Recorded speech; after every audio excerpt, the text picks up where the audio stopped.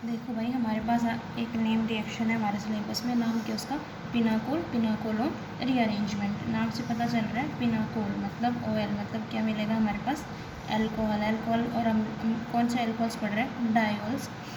तो डायोल्स किसके अंदर, ओन, किसके अंदर चेंज होंगे भाई, हमारे कीटोन के अंदर।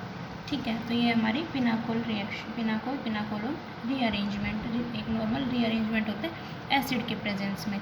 अब इसका नाम पिनाकोल क्यों दिया गया, पिनाकोल एक हमारे कंपाउंड होते हैं 2,3 डाईमिथाइल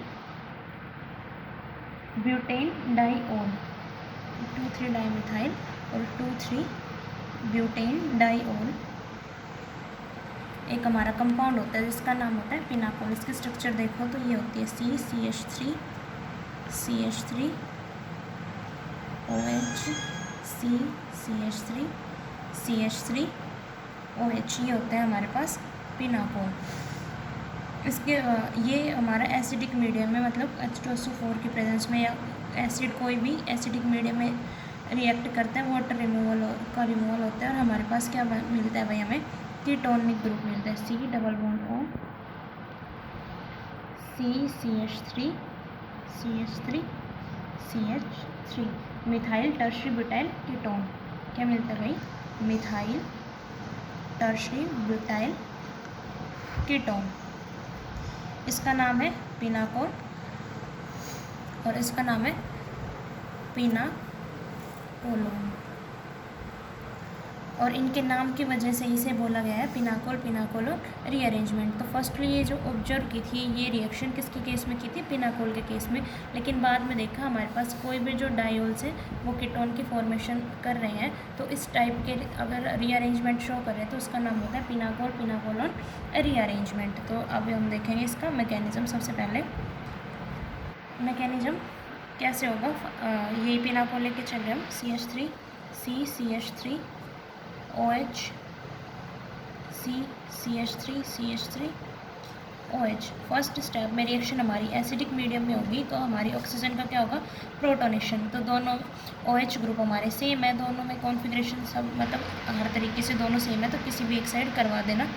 CH3 C CH3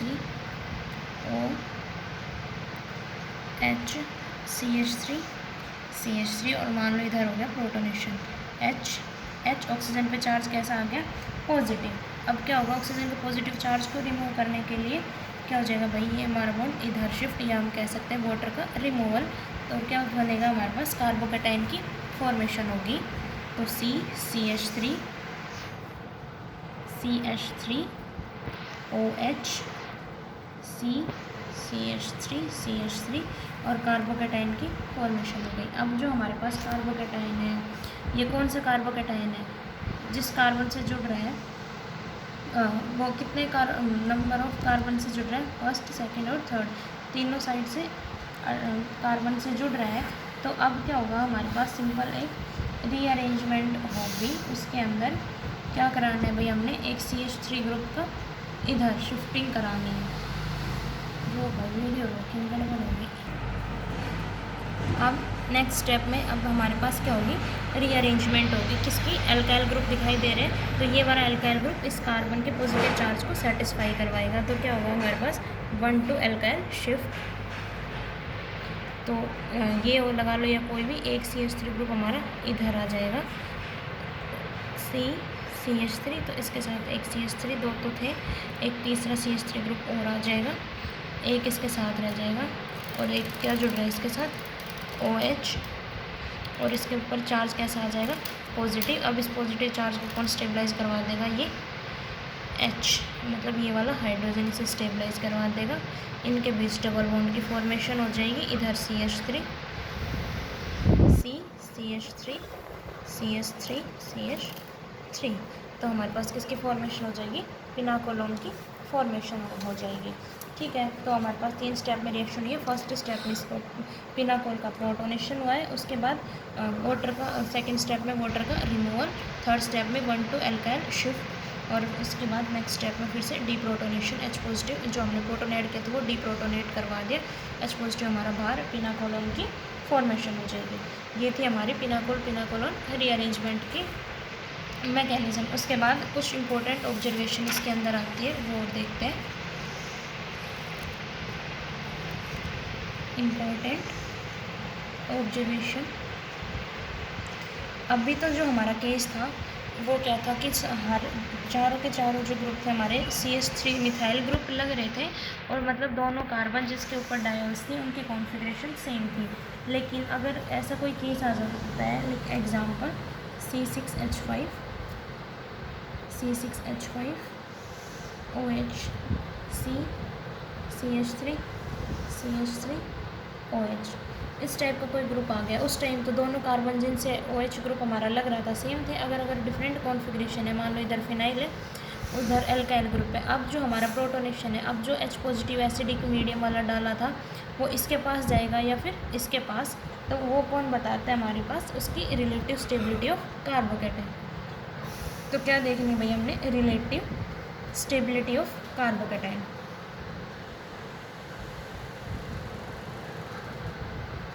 हमें ये देखना है कि जहाँ जाने से स्टेबल कार्बोकेटाइन की फॉर्मेशन हो रही है तो वहाँ उस वाले ऑक्सीजन के पास प्रोटोनेशन होगा। तो इसके अंदर H पॉजिटिव डालोगे तो अब हमारे पास दो चीज़ें हो सकती हैं, या तो ये इस वाले ऑक्सीजन के पास जाए या फिर इधर। तो दोनों प्रोडक्ट बना लो, C6H5 अगर इस वाले के पास जा रहे हैं तो इधर क्या बनेगा, OH और ऑक्सीजन पे पॉजिटिव चार्ज, इधर CH3 OH। और एक केस में, और दूसरा अगर इस वाले के पास जाता ये H पॉजिटिव तो क्या बनता C6H5 OH CH3 positive, sorry OH oxygen पे पॉजिटिव। अब वाटर का रिमूवल करवा दो, एक बार इसमें से एक बार इसमें से वाटर का रिमूवल करवाओगे, C पॉजिटिव C6H5 कार्बोकेटाइन की जनरेशन होगी CH3 OH। इधर क्या बनेगा भाई, इधर पे C6H5 और ये OH as it is CH3 positive. तो अब हमें देखने स्टेबिलिटी ऑफ कार्बोकेटाइन। तो अब इन दोनों से देखी जाए तो फिनाइल रिंग के साथ कार्बोकेटाइन रेजोनेटिवली स्टेबलाइज्ड होगा, तो ये वाला कार्बोकेटाइन मोर स्टेबल। तो मोर स्टेबल होने की वजह से ये वाला क्या बनेगा हमारा मेजर प्रोडक्ट, और जो हमारा प्रोटोनेशन है वो इस वाले कार्बन पे होगा, इन दोनों में से इधर नहीं होगा, तो ये वाला होगा हमारा मेजर प्रोडक्ट। तो अगर ऐसा केस आ जाता है जिसमें दोनों डायोल्स जुड़ रहे हैं, वहाँ से अलग अलग ग्रुप अटैच है, तो वो वाला ग्रुप एलिमिनेट होगा जहाँ से किसकी फॉर्मेशन हो रही है, स्टेबल कार्बोकेटाइन की फॉर्मेशन हो रही है। ठीक है, उसके बाद हम क्या देख रहे थे, माइग्रेटरी एप्टीट्यूड, मतलब कौन सा ग्रुप हमारा माइग्रेट करेगा। ठीक है, देखो for example second migratory aptitude. अभी हम देख रहे थे कि 1 to alkyl shift hydrogen shift कोई ना कोई शिफ्ट हो रही थी। तो अब हमें क्या देखना है, माइग्रेशन। तो माइग्रेशन टेंडेंसी अगर हमारे पास H है या फिर मिथाइल ग्रुप है, तो कौन माइग्रेट करेगा भाई, हमारा हाइड्रोजन माइग्रेट करेगा।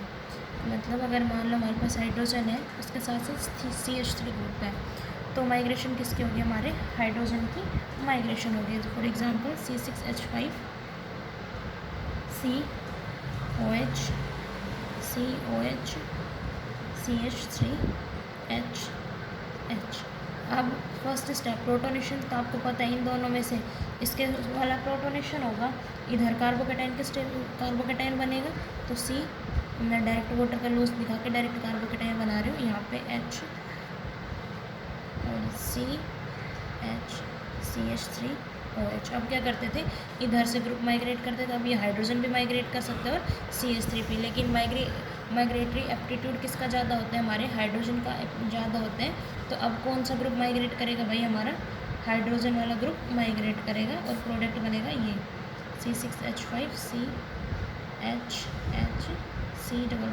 CH3।